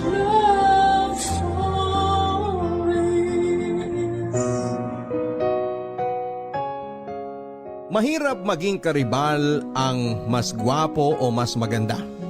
Pero mas mahirap na karibal ang tukso ng pera. Dear Papa Dudut, isang magandang araw po sa inyo at sa lahat ng ating mga kabarangay. Itago niyo na lamang po ako sa pangalang Carmela. 26 years old at ako po ay nakatira sa Marikina City. Isa po ako sa inyong mga masusugid na listeners at paborito ko po talaga ang inyong programa. Na hindi lamang po ka-relate kundi kapupulutan din po ng gininto ang aral. Matagal ko na pong gustong sumulat sa inyo, Papa Dudut. Ngunit ngayon lang po ako nagkaroon ng lakas ng loob. Kahit nalampas 1 taon na po kasing nangyari sa akin ang ibabahagi ko sa inyo ngayon, ay talagang napakasakit pa rin po ng lahat. Bukod pa dyan ay nahihiya at naaawa pa rin po kasi ako sa aking sarili sa mga sinapit ko sa pagtataksil ng aking asawang si Alan. 2017 po noong kinasal kami ni Alan, Papa Dudut. Bago niyan ay naging mag-boyfriend muna kami ng 1 taon. At nakakahiyaman pong sabihin ay nagkakilala lamang po kami sa Facebook. Gayon pa man ay naging magka-chat na rin naman po kami ng mga 6 na buwan bago kami nagkita. At masasabi ko rin naman po na kahit na papaano ay nagkakilala na kami ng husto bago kami nauwi sa kasalan. Nang magkakilala po kami ay driver po noon si Alan sa isang negosyante na may sasakyang nakarehistro sa isang ride sharing service. Samantalang ako naman po ay caregiver ng isang mayamang matanda na nakatira sa Quezon City. Taong 2017 din nang mamatay ang aking inaalagaang matanda. Kaya't nang pumanaw na ito ay natapos na rin po ang aking serbisyo sa pamilya nila. Masasabi ko pong naging close na rin po ako sa pamilyang yon dahil halos 3 taong ko rin pong inalagaan ang matanda bago ito binawian ng buhay. Nakatira po ang matanda sa poder ng kanyang mga anak, sina Ma'am Gilda po at Sir Mike. Tulad ang karamihan ng mga mayayaman, madalas din po silang wala sa bahay dahil busy sa kanilang trabaho. At ang mga anak naman po nila ay nakatira sa kondo na malapit sa mga universidad kung saan sila nag-aaral. At dahil ako nga po ang caregiver ng matanda, ay kapag may mga reunion at mga pagsasalo-salo ay kasama din po ako. Kaya't kilalang kilala ko na rin po ang kanilang pamilya. Pati na ang kanilang mga sekreto. Alam ko po na kahit na mukhang maayos po ang pamilya nila sa labas, ay marami po silang problema. Tulad na lamang ng pagiging babaero ni Sir Mike, nakita ko pong sobrang apektado si Ma'am Gilda. Kaya naman sobrang naging banidosa ito at naging suki ng derma, ng gym at ng salon. At doon ko nga po naisip na mas mabuti na nga po siguro ang maging mahirap kaysa mayaman nga pero miserable naman sa sariling bahay at pamilya. Nang natapos na po ang serbisyo ko sa pamilya, ay nahirapan po akong makakuha ng ibang employer. Kamalas-malasan nga po dahil ilang buwan pa lamang kaming kasal noon ni Alan at nag-iipon dahil nagbabalak na nga po kaming magganap. Kaya naman na nagtanong si Ma'am Gilda kung meron daw po ba akong kakilala na mapagkakatiwalaan na pwede nilang maging personal driver ay nirekomenda ko po si Alan. Kumpara po kasi sa sweldo na ino-offer ni Ma'am Gilda, ay laking diferensya po sa pagdadriver ni Alan sa ride-sharing app, kung saan ay pagod at puyat pa siya.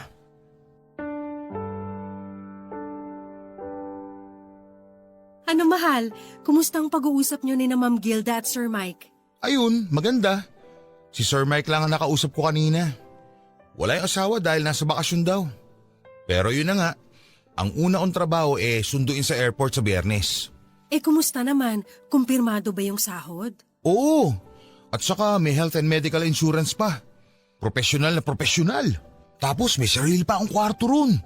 Pwede rin ako matulog dun kung sakali may mga emergency at gabi ng hatid o sundo. Oo, swerte nga ako sa kanila Kuminsan nga, pumepetiks na lang ako at nag-e-enjoy dun sa bahay kasi kadalasan naman tulog yung matanda. Napakalaki nga ng bahay at ang ganda.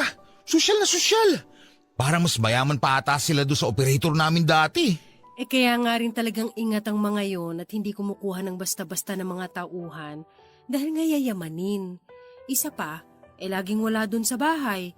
Kami lang ng mga maid ang naiiwan. Sana umabot din tayo sa puntong gano'n, no, mahal? Yung may gano'n na tayo kalaking bahay, kumakain ng masasarap araw-araw at nakakapagsuot ng mga magagarat mamahaling damit. Sana nga. May awa ang Diyos. Pero alam mo mahal, kahit naman sila ganun kayaman, parang hindi ko pa rin ipagpapalit ang isang tahimik at mapagmahal na pamilya. Kasi kahit ganun sila, naku, watak-watak yan sila. Ang daming drama ng mga kamag-anakan yan. Sila-sila mismo nag-aaway dahil sa mana, pera, mga negosyo. Tapos kahit nasa isang bahay lang yan sila, magkakaiba yan ng kwarto. Ano? Hindi sila magkasama ng asawa niya sa kwarto? Oo no, halos hindi nga magkibuan yung mga yan. Kung sa bagay, minsan lang din kasi nagpapang-abot yan sila sa bahay. Si Sir, laging wala out of town. Si Ma'am Gilda naman, may sarili ring negosyo, pero mas pa-party-party lang ang inaatupag. Yung mga anak nila, tuwing weekend lang din umuwi dahil nga sa mga kondo nga rin nakatira na malapit sa eskwelahan nila. Nagkakasama-sama lang sila tuwing weekend at bakasyon. Ang lungkot naman pala. Kaya nga, kung papipiliin ako, mas okay na yung umalwan lang ng konti yung buhay natin. Kesa naman maging kasing yaman nga nila. Pero parang ang naging kapalit naman, pagkawasak ng mga personal nilang buhay. Huwag ka mag-alala. Kahit na yumaman tayo ng ganun, hinding-hindi sa atin mangyayari yun. So, promise? Pex man, mamatay man. Baka mamaya, malaman ko na lang pinupormahan mo na yung mga kasambahay doon ha. O kaya baka isama-sama ka ni Sir sa mga pinupuntahan niya mga beer house. Naku, subukan mo lang talaga. Si Ma'am Gilda naman yung magiging pinakaamo ko. At ano naman mapapala ako sa mga lakad nun? Puro matrona mga kaibigan nun, panigurado. At saka, bakit pa ako maghahanap ng iba? Kung yung asawa ko pang Miss Universe na ang ganda. Sus, bulero.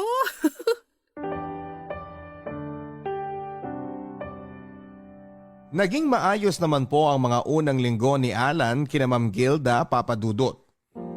Dahil din po mataas ang kanyang sweldo ay hindi na po ako nagmamadali na maghanap ng mapapasukang trabaho. Nagsimula na lang po muna kami ng maliit na online reselling shop at yung kinikita doon ay nilalagay ko lang po sa ipon naming mag-asawa. Nakatulong din po ang pagpapahinga kong yon dahil nag-iisip na nga po kami na magkaanak ni Alan. At matapos din po ng ilang buwan ay pinagpala naman po kaming mag-asawa at nabuntis din ako. Pero sa mga sumunod po na buwan ay unti-unti na po akong nakapansin ng pagbabago kay Alan Papadudut. Napapansin ko na mas nagiging maporma na ito at nadadalas din po ang hindi nito pag-uwi sa bahay dahil napapadalas daw po ang mga lakad ni Ma'am Gilda. Dahil daw sa traffic ay mas makakabuti pa na doon na lang daw po siya matulog sa bahay nila. Kesa naman umuwi pa sa amin para lang matulog at umalis muli matapos lang ng ilang oras dahil kailangang maghatid ng maaga. Hindi lang po ako umiimik noon pero iba po ang pakiramdam ko. Kutob ko po ay nagdadahilan lang si Alan at may milagro nang ginagawa.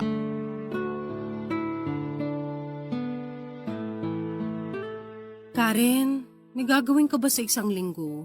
May pasok ako sa trabaho. Bakit ate? Anong meron? Kasi baka pwedeng dito ka na muna matulog next week. Next week? Buong linggo? Oo, sana. Halos layo din naman itong bahay namin dun sa pinapasukan mo, di ba? Oo. Halos pareho lang naman ang layo. Bakit? Anong meron? Kasi si Kuya Alan mo, buong linggo daw siya mawawala next week. May seminar daw kasi si Ma'am Gilda at kailangan niyang ihatid at sundo. Gabi na raw natatapos at maaga nagsisimula kaya sayang daw kung uuwi pa siya dito. Mapapagod lang siya sa biyahe at traffic. Ha? Oo sige, wala namang problema. Pero ate, napapadalas ata yung hindi pag-uwi ni kuya dito sa inyo Ang hirap niyan kasi buntis ka pa naman. Kapag may emergency, wala ka man lang makasama dito minsan. Kaya nga Pero doon naman sa ibang araw minsan pa isa-isang gabi lang siya nawawala. At saka ilang buwan pa lang naman itong si baby, hindi pa naman ganun kasela ng kalagayan ko. Kahit na. Mahirap ang mag-isa lang dito. Nakakapag-alala yan. At kung ganyan ka-busy ang schedule ni Kuya Alan, paano na lang sa mga susunod pang buwan? Mas magiging delikado na ang lagay mo nun. Naku, ang sabihin mo, ang mas nag-aalala ko baka may ibang inuuwian. Ano? Joke lang. Naku ate feeling ko may pinaguhugutan yung hirit mo na yan. Bakit mo nasabi yon? Ano nangyari? Wala! Ay naku ate, kilala kita. Alam ko yung mga ganyang tono mo. May hugot yan. Ewan. Siguro napaparanoid lang din ako dahil buntis. Alam mo yon, yung emosyonal. Feeling ko kasi parang biglang naging malayo si Alan sa akin. Paanong malayo? Madalang na lang kami magkwentuhan. Parang palaging aligaga at lumilipad ang utak tapos nag-shopping ng mga bagong damit, akala mo may pinopormahan. Pero minsan naisip ko baka naman ganun talaga kasi nga syempre, personal driver, kailangan presentable siya dahil puro mga mayayaman yung mga nakakasalamuha niya araw-araw Naku ate, sabi ko na Parang may nagbago nga ng konti kay Kuya Alan nung huli tayong nagkita-kita. Ngayong nabanggit mo, parang babae nga ang dahilan. Ano ka ba? Ginagatungan mo pa ako Di ako gumagatong ate Kinukumpirma ko lang yung mga hinala mo. Habang tumatagal po ay mas lumalakas ang kutob ko na may ibang babae si Alan Papadudut. Bukod sa napapadalas po kasi ang hindi niya pag-uwi sa amin, napansin ko rin pong may pagbabago sa ugali niya. Kung minsan po kasi pakiramdam ko ay palagi po siyang distracted o iba ang kanyang iniisip. Kung minsan naman po ay sobrang sweet niya sa akin na parang bumabawi na ewan. Pero kahit na gano'n naman po, kahit na papaano ay hindi naman po siya nakakalimot sa mga obligasyon sa amin. At never po naming naging problema ang pera. Hanggang isang araw ay may napansin akong kakaiba sa damit ni Alan. May kakaiba po itong amoy, pabango ng babae. Nung una ko po itong napansin ay binabaliwala ko lamang ito. Pero nang napapadalas na po ang napapansin kong amoy sa kanyang mga damit, ay kinompronta ko na po si Alan, Papa Dudut. Pero kagaya ng inaasahan ay tinanggi niyang may babae siya. At ang idinahilan niya, ang amoy daw na yon ay air freshener daw sa kotseng minamaneho niya.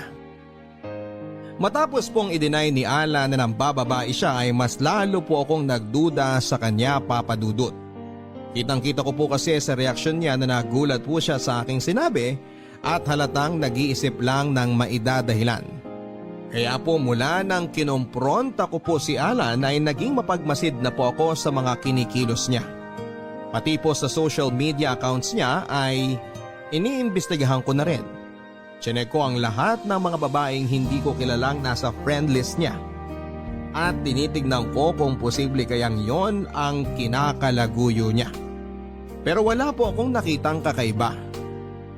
Sinubukan ko rin pong makialam sa cellphone ni Alan, Papa Dudut, at alamin ang password niya. Pero hindi ko po makuha-kuha. Hanggang sa isang araw ay may napansin po akong kakaiba kay Alan. Ang dami niya pong mga bagong damit at pabango. At lahat po yun ay branded at mga mukhang original. Pero ang pinagtataka ko po ay parang kahit na marami siyang mamahaling damit at gamit, ay hindi pa rin naman kami kinakapos sa pera. Nagsimula na po akong magtaka kung saan siya kumukuha ng ekstrang pera niya.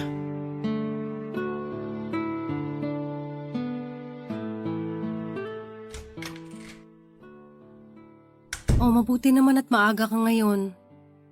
Oh, namili ka na naman? Wala, konti lang naman to. Nagluto ka na ba? Magluluto pa lang. Wag na. Tamang-tama, may dala ako ditong pagkain. Oh, mamahaling restaurant to ah. Sinamahan ko kasi si Ma'am kanina eh. Nag-meeting siya dyan. In-orderan na rin ako ng pagkain para daw sa atin. Naku, ang bait talaga ni Ma'am Gilda. Oo, mabait talaga. Ano na naman sinaping mo? Mga damit lang to at saka rubber shoes. Naka-sale kasi. Ay sige nga akin na para malagay na sa labahan. Andyan sa bag. Oh, mga branded to ah. 2,500 para sa isang polo? Grabe naman. Yan yung original price. 500 ko lang nabili ang mga yan. Teka, 3 to ah. Tapos may mga t-shirt pa. Kung 500 ang isa nito, magkano inabot? Mura lang yan. Mga naka-sale na yan. Abay, kung 3 to, 1,500 para sa polo lang. Alan, alam ko na kailangan mong bumili nitong mga magagarang damit para sa trabaho, pero parang nakakapanghinayang naman. Ilang damit na mabibili mo sa 500? May bonus naman ako eh. At saka, hindi naman tayo kinukulang dito, di ba? Yung rubber shoes na yan.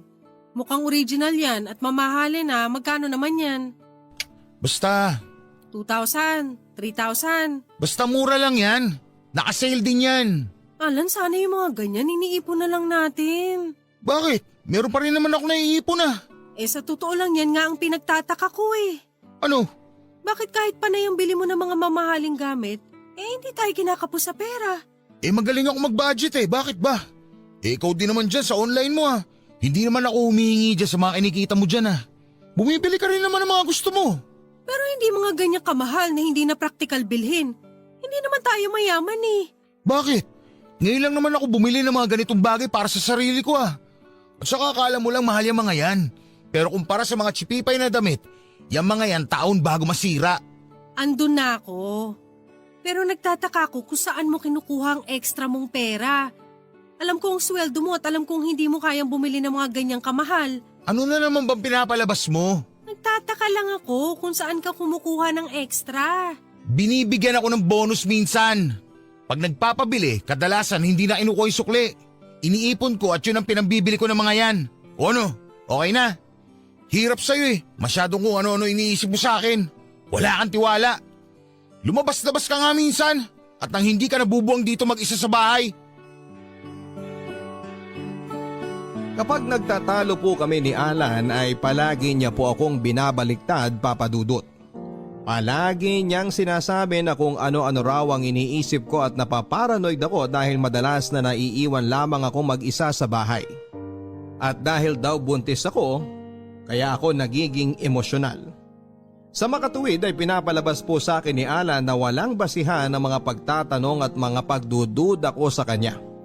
Pero the more na sinasabihan niya po ako noon ay mas lumalakas pang lalo ang aking paghihinala.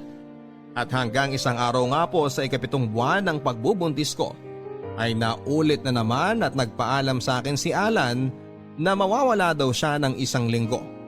At sa pagkakataon na yon, Papa Dudut, ay out of town pa daw dahil kailangan daw niyang samahan si Ma'am Gilda sa Cebu para ipagmaneho at maging bodyguard habang binibisita nito ang bagong kumpanyang itinayo raw sa Cebu.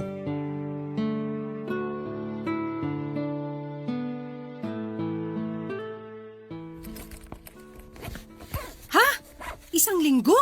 Oo, may ribbon cutting at kung ano-ano pang gagawin daw dun eh. Bakit wala ba silang driver doon sa Cebu? Wala na raw yung driver dun eh. Nagretiro na. Ang andun lang daw sa bahay nila, yung caretaker. Bakit hindi na lang doon kumuha na magmamaneho? Kabisado mo ba yung Cebu? May wish naman eh. Kaya nga ako isasama dahil sa akin nagtitiwala. Siyempre mga mayayaman yan. Paano kung kidnapin yan? Paano kung hold upin yan dun? Palibhasa kasi wala kang kalam-alam sa mga buhay ng mga mayayaman. Bakit ka galit? Nagtatanong lang naman ako ah. Para kasi may pinapalabas ka na naman eh. Hoy Alan, huwag kang defensive. Siguro may tinatago ka talaga no? Umamin ka nga. Saan ka ba talaga pupunta? Sa Cebu nga. Tumahimik ka na nga lang. Buntis ka, di ba? Pinapahamak mo magiging anak natin dahil dyan sa mga walang kakwenta-kwenta mong pagdududa. Ako? Ako pa ang magpapahamak sa anak natin? Ikaw nga tong lalayas ng 1 linggo at iiwan ako dito mag-isa na pwede ako manganak anytime? Bakit? Di ba pumayag naman si Karen na makasama mo dito? At hindi naman tayo makakaabala sa kanya. Babayaran naman natin siya. Yan nga problema sa'yo eh. Nagbago na yung ugali mo. Para sa'yo lahat ngayon nabibili na ng pera. Feeling mo mayaman ka. Ano? Hoy Carmela, tandaan mo. Kung hindi sa pagtatrabaho ko, hindi tayo mabubuhay dito. At bakit mo sa akin isinusumbat yan ngayon? Di ba kasunduan natin? Ikaw muna magtatrabaho at ako magpapahinga para magkaanak na tayo? Hindi lang ako may gusto nito. Plano natin to. Problema sa'yo, parang nakalimutan mo na mga plano natin eh. Parang nakalimutan mo nang may pamilya ka at magiging ama ka na. Ang OA! Napaka-OA mo! Sa halip na singhalan mo ko at maging defensive ka dyan, kausapin mo na lang ako ng maayos. At sagutin mo ng maayos ang mga tanong ko. Bakit? Ano bang tanong mo? Saan ako pupunta, di ba? Sa Cebu. Anong gagawin ko ron? Magmamaneho ko ron. Magtatrabaho ko para may maipangkain tayo dito. Kanina ko pa yan nasagot. Ano pa pinuputok ng butsi mo dyan? Di ako naniniwala. May babae ka. Tumigil ka nga. O ito, tawagan mo si Ma'am Gilda. Dali, kumpirmahin mo. O ano, ayaw mo?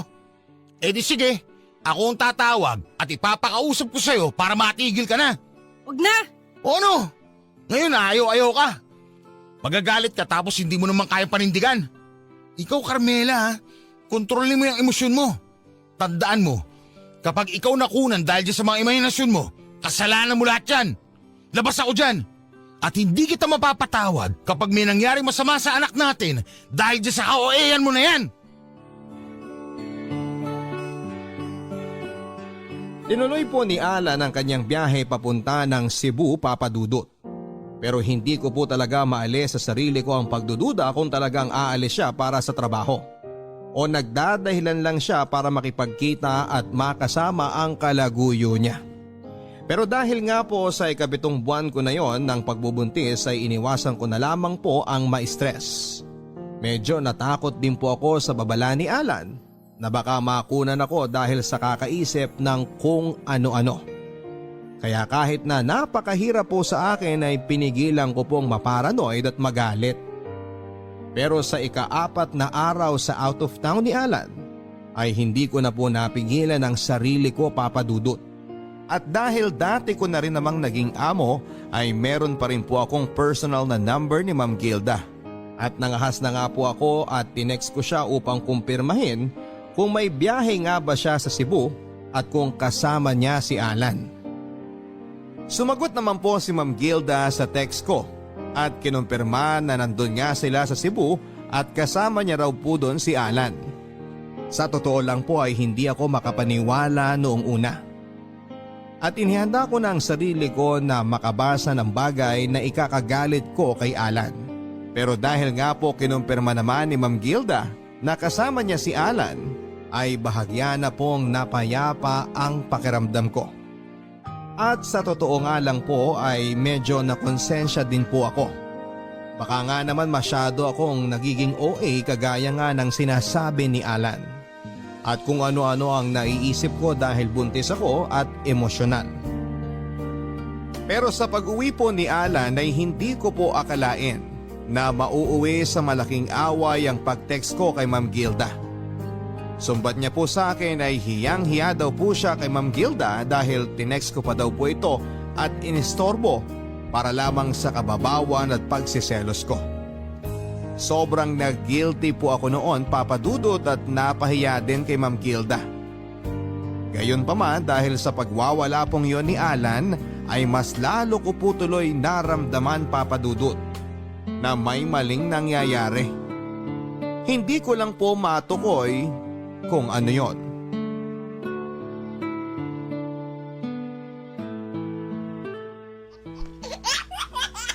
Ang gwapo-gwapo naman ng junior na to, manang-mana sa tatay. Mahal, kailan natin pabibinyagan si Junior? Kakausapin ko yung pare doon malapit sa village ni Ma'am Gilda. Magpa-schedule na tayo. Ang ganda ng simbahan na yun. Sosyal na sosyal. Ang ganda sa pictures. Medyo malayo yun ah. Bakit di na lang dito sa malapit para mas marami tayong mga kakilala na pwedeng makapunta? Ang litong simbahan dito sa atin eh. Ang gulo-gulo pa sa kalsada. Ang daming mga vendor at mga nanlilimos. Mabuti na doon sa simbahan na malapit kina Ma'am. Tahimik na, sosyal pa. Naku baka mas mahal naman dun. At saka paano ang reception? Di ba dapat medyo malapit lang din dun sa simbahan para madaling makapunta ang mga tao? Di doon na lang din sa malapit. Ang daming mga restaurant doon. Ang mahal na mga restaurant dun ah. Puro mga class. Hindi natin kakayanin. Akong bahala sa magagastos. Ang mahalaga, maging espesyal ang binyag ni Junior. Mahal, hindi naman mahalaga yung laki ng simbahan o sosyal na kakainan. Ang mahalaga, mabinyagan ng bata. Yun lang. Ano ka ba naman? Isang beses lang bibinyagan ng anak natin tapos titipirin mo? Tapos paano pagtanda niya? Yung mga pictures na makikita niya, dugyot yung itsura ng lugar. Alan, ano ba nangyayari sa'yo? Hindi ka naman dati ganyan ah. Ang sa akin lang, ngayong medyo umaangat na estado natin, dapat naman umangat na rin kahit papano yung mga kinakainan at lugar na iniikutan natin. Ako na gagastos para doon. Huwag mo nang tipirin ang anak mo. Okay, sige. Ikaw ang masusunod. Sino kukunin natin mga ninong at ninang? Naisip ko si Ma'am Gilda. Si Ma'am Gilda? Papayag ba yun? Nasabihan ko na siya at pumayag na siya. Ha? Sigurado ka? Baka nahihiya lang tumanggi. Hindi naman niya tayo ganun ka-close at ang yaman-yaman nun eh. Parang nakakahiya. Kaya nga mas okay na kunin ninang eh. Kasi mayaman yun. Pero hindi naman yan ang punto ng pagkuha ng ninang. Ang mga ninong at ninang ang silbi niyan, sila yung tatay yung magulang sa mga inaanak nila kapag namatay yung mga totoong magulang. Ano ka ba, Carmela? Ang dami mo sinasabi dyan, mga wala namang kwenta. O di sige, Ma'am Gilda na kung sinasabi mong pumayag na siya. Si Sir Mike kinuha mong ninong. Hindi na, si Ma'am Gilda na lang. Alam mo namang hindi magkasundo yung dalawang yun eh. At saka pamahiin, di ba? Bawal gawing ninong at ninang ang mag-asawa. Okay, sige.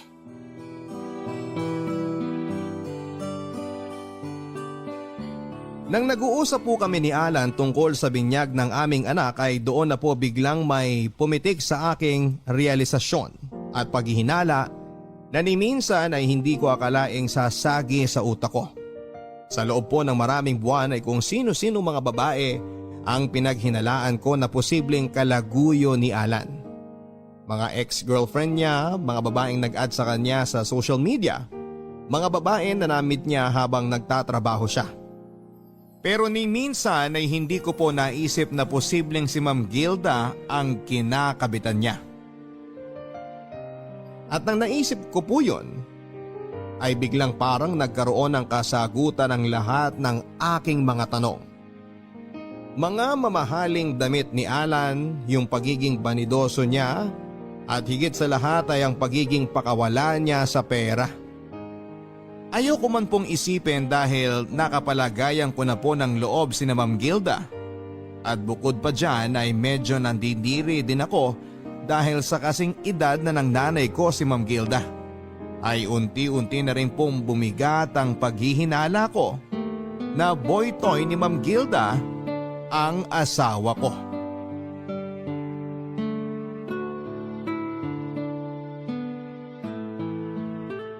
Bulaga! Bulaga!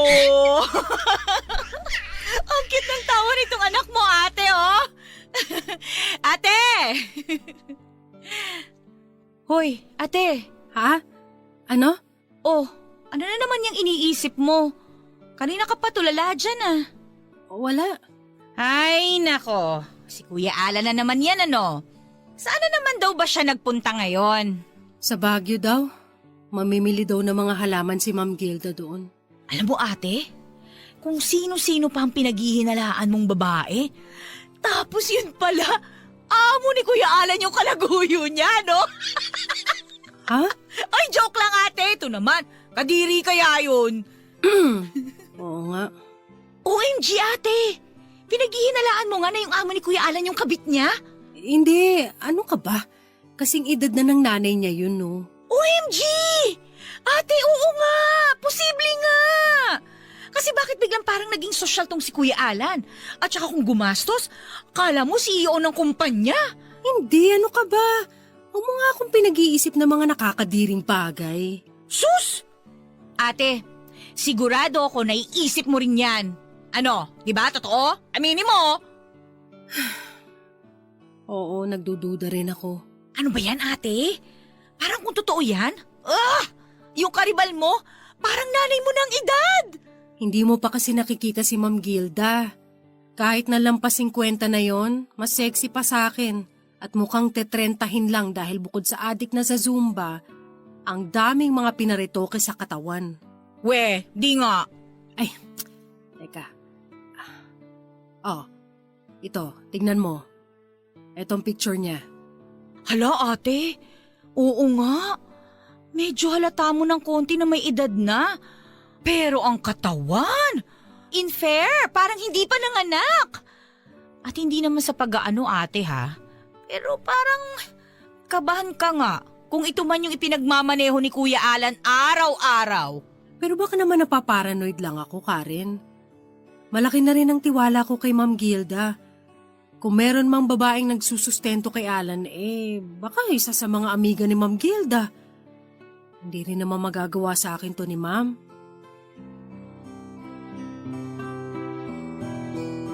Nang nailabas ko na po ang pangamba ko sa kapatid kong si Karen at nang narinig ko rin po ang opinyon niya, ay doon na po talaga ako nagsimulang magduda rin kay Ma'am Gilda, Papa Dudut. Para po kasi sa edad ni Ma'am Gilda ay talagang napaka-sexy at maganda siya. Hindi ko yan may kakaila, may pagkatsinita, maputi, tapos ay may tulong pa ng siyensya at mga mamahaling mga damit at gamit. At hindi rin po ako nagtataka kung matipuhan ni Ma'am Gilda si Alan, Papa Dudut. Bukod sa bata pa po kasi ay may itsura naman po kasi talaga ang asawa ko. Matangkad, moreno, maganda ang katawan. Lalo po nung naging mas banidoso siya at naka-afford ng mga mamahaling mga damit. Mas lumabas din po ang pagiging gwapo niya. At kapag idikit mo siya sa mga mayayaman ay hindi rin malayo na maisip mo na may kaya siya at itsura sa asta niya. Pero pinigilan ko pa rin po na pag-isipan sila ng masama. Dahil bukod sa tumatayo ang balahibo ko sa ideya na may sugar mommy ang asawa ko, ay napakalaki na rin po ng tiwala ko at mataas na din ang pagtingin ko kay Ma'am Gilda. Naghanda na po kami sa magiging binyag ng anak namin ni Alan, Papa Dudut. Siya na rin po ang naglakad ng lahat. Schedule sa simbahan na gusto niya, reception sa mamahaling restaurant at mga imbitado. Kompleto rin po pati ang videography, ang photo booth at kung ano-ano pa. Tansya ko po ay gumastos ng napakalaki si Alan para sa binyag ng anak namin.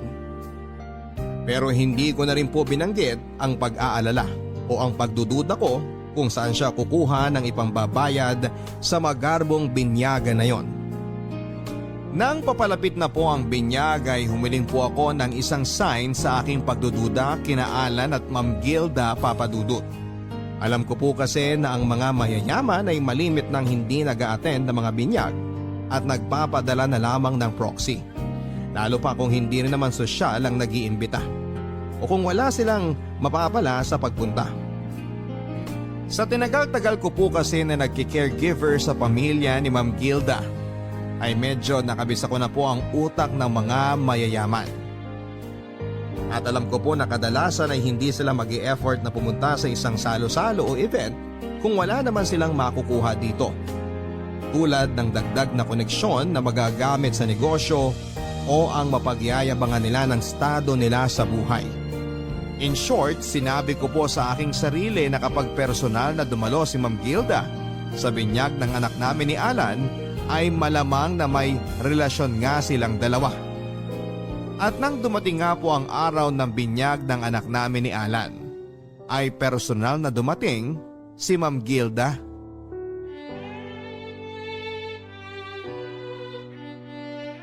Ma'am Gilda, dito na kayo maupo sa table namin. Ay, thank you, Alan. Very gentleman naman. Hindi mo na kailangan gawin yon dahil ngayon, magkumpare na tayo. Oh, Carmela, long time no see. Oo nga po, long time no see po, Ma'am Gilda. Oh, wag ka nang mailang at ngayon magkumare na rin tayo. Buti naman po at napaunlakan ninyo itong munting selebrasyon ng pamilya namin. Naku, syempre naman, kayo naman. Parang pamilya ko na rin kayo, no? Salamat po. Parang nanay na rin po ang turing namin sa inyo ni Alan. Grabe ka naman makananay kay Ma'am Gilda, Carmela. Batang-bata pa yun si Ma'am, oh. Oo nga, Carmela. Ano pa yan? Age is just a number. Oo nga po parang nakakatandang kapatid nga lang namin kayo. Yan. Older sister. That's more like it. Ma'am, wine pala. Gusto nyo, ikuha ko na kayo ng wine? O sige. Pero ano bang wine ang meron sila dito? I don't think meron sila nung gusto ko. Pero it's okay, Alan. Don't worry about it. Mamaya na lang ako mag-wine. Sige po. So, kumusta pala, Carmela? Medyo tumaba ka ng konti since nung huli tayong nakita, ha? Ganun po ba? Naku, sinasabihan ko nga yan mag-gym kaso ayaw. Tamad naman. Naku, Carmela, dapat kahit nanay ka na, hindi mo pa rin pababayaan ang katawan mo. Oo nga po Baka mambabae pa tong si Alan, ano? Nga po pala, Ma'am Gilda. Ano pala yung air freshener ninyo sa kotse? Ang bango-bango po Parang gusto kong maglagay din sa CR namin. Air freshener? Yan po Naamoy ko nga po sa inyo nung nagbeso-beso tayo kanina. Ang bango po kasi What? Carmela, it's not air freshener. It's my customized perfume that I ordered from France. Talaga po? Kasi naaamoy ko rin yan kay Alan At ang sabi niya air freshener daw sa kotse. Carmela! Sobrang dami niyo po ba maglagay ng pabango kaya pati sa damit ng asawa ko dumidikit? Kuminsan nga po abot hanggang brief Carmela, ano ba? Excuse me? Carmela, anong gusto mong palabasin? Ma'am, huwag niyo napansinin yan. Wala naman po akong gustong palabasin. Pero tanong meron. Sugar mommy po ba kayo nitong asawa ko? Excuse me? Carmela, ano ba? Tumahimik ka na. Mag-iingat ka sa pananalita mo. Ang tanong ko, binabayaran niyo ba ang asawa ko para ikama niyo? How dare you! Uy, ano ba? Tama na, Carmela! Tama na! Make her stop! Bitawan mo si Ma'am Gilda! Stop it! Tama na yan!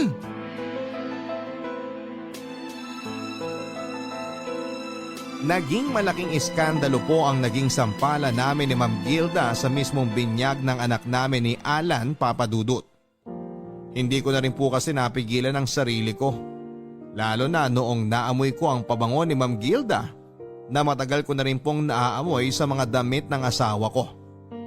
Nang nasinghot ko po ang pamilyar na amoy na yon ay bigla pong parang sinampal din ako ng realisasyon na siya nga si Ma'am Gilda nga ang kabit ng asawa ko. Matapos nang nangyari sa binyag ay hindi na rin po ako tumuloy sa bahay namin ni Alan, Papa Dudut. Kasama ang aking anak ay dumiretso na ako sa bahay ng kapatid kong si Karen. Sa punto pong yon ay handang-handa na po akong makipaghiwalay kay Alan. Pero matapos ang ilang araw nang medyo kumalma na ako, ay unti-unti na rin po akong natakot. Natakot na lumaki ang anak namin sa isang broken family. At higit sa lahat ay natakot din po ako. Natakot ako na paano kung nagpadala lang po ako sa aking emosyon at wala naman talaga silang relasyon ni Ma'am Gilda. Kung tutuusin po kasi ay amoy lang naman ang pabango ni Ma'am Gilda ang naging batayan ko para isipin na siya ang kabit ng asawa ko. Kung tutuusin ay wala pa rin po akong konkretong ebidensya sa pambababae ni Alan. Pero matapos po ang ilang araw ay nakuha ko na po ang konkretong ebidensya na hinahanap ko. Nakaramdam po ako ng kakaiba sa maselang bahagi ng aking katawan. At nang nagpa-check up po ako, nalaman kong may STD po pala ako.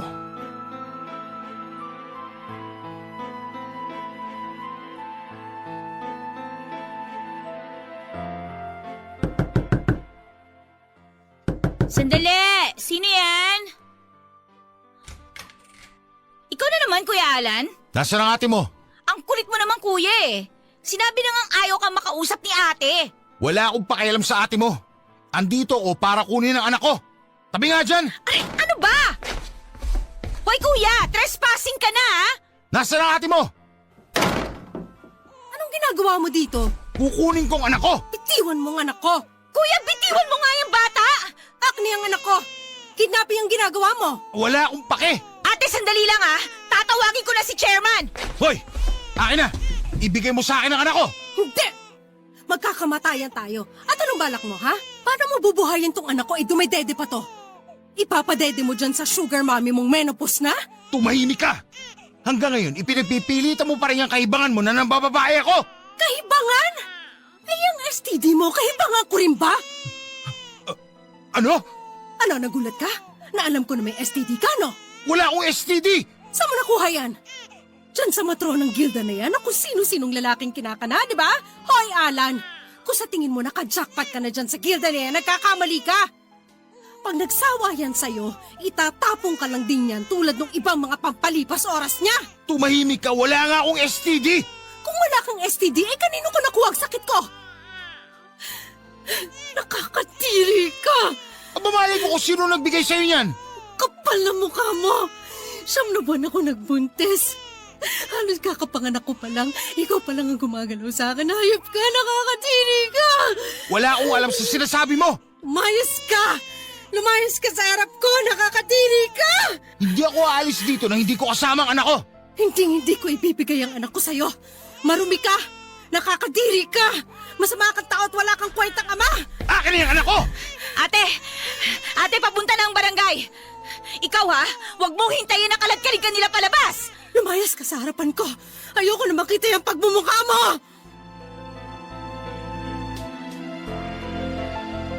Matapos po noon ay mga ilang beses pa ring pinagtangkaan ni Alan na kunin ang anak namin pero hindi po ako pumayag.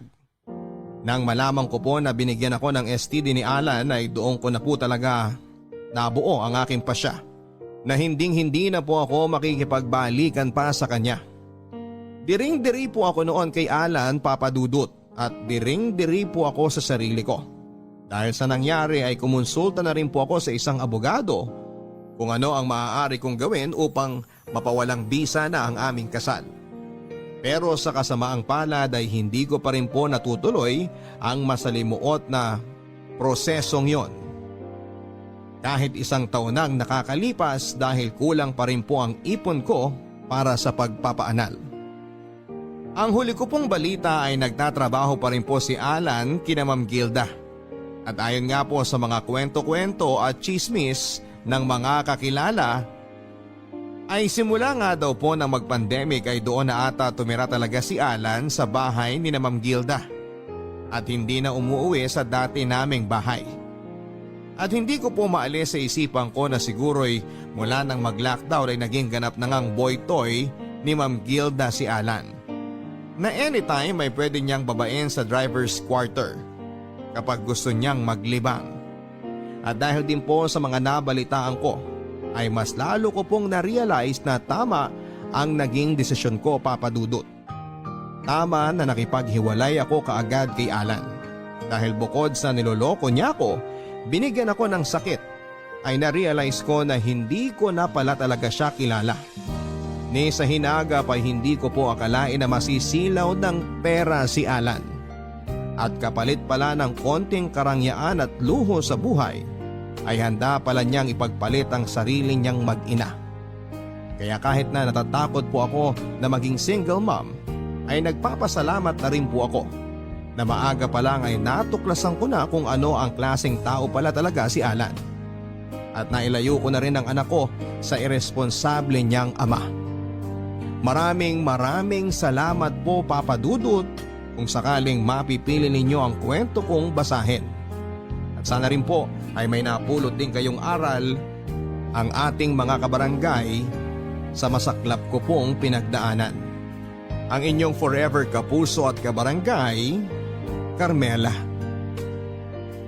Mga kwento ng pag-ibig, kwento ng pag-asa at mga kwento ng buhay dito sa Barangay Love Stories.